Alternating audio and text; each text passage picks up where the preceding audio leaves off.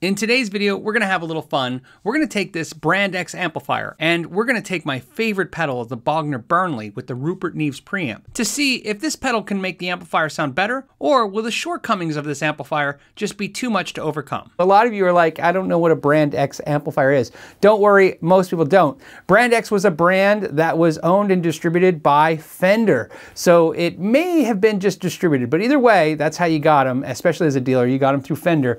And it was probably designed to be an accompaniment to the Squier lineup, but it was early 2000s amp. I don't remember them selling them past 2000, let's say 6, and it was probably as early as 2000, maybe the late 90s. But either way, it was a short-lived product line. What I love about it, besides the obnoxious Brand X logo, is the light actually is a light up X. This amplifier, which is the X-15R, R stands for reverb, has 2 channels. It's a switch right here, no foot switch. You have a gain and volume. You have another volume and 3-band EQ and reverb, and the 3-band EQ and reverb is shared between both channels. Auxiliary in with RCA plugs, and of course a headphone out. To use, this one's worth $50 or less. The speaker is definitely the weak point. It's a little harsh, to say the least. So what are we gonna do? We're gonna run one of my favorite pedals, a pedal I've had for over 5 years, the Bogner Burnley pedal with the Rupert Neves preamp.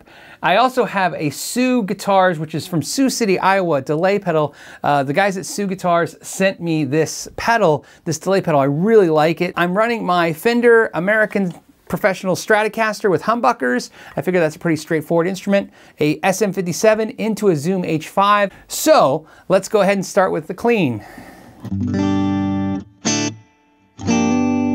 So let's go to the distortion.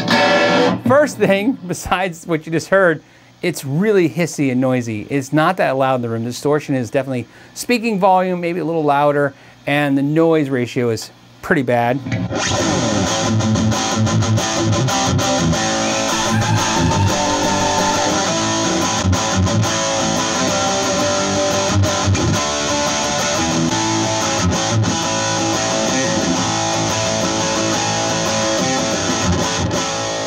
Now let's compare the Burnley pedal.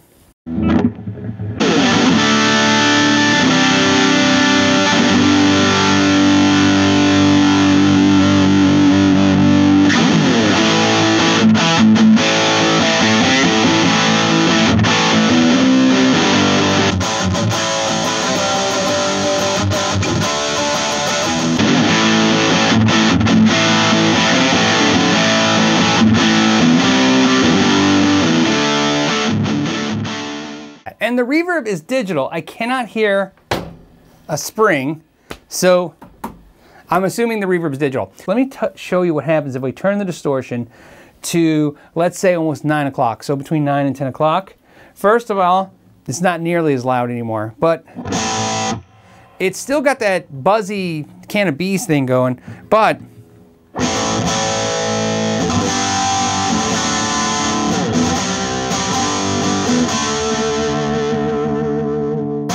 now, what I want to do is the Burnley pedal and the delay.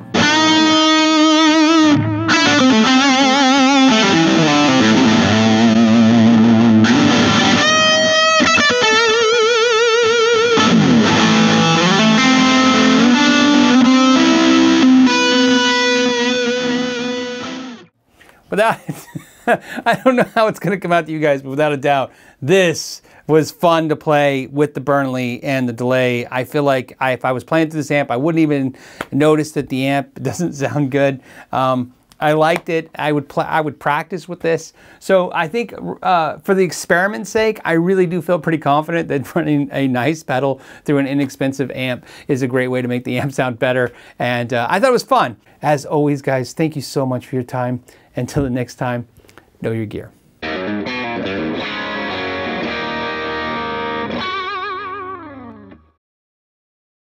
Expensive paddles through cheap amps.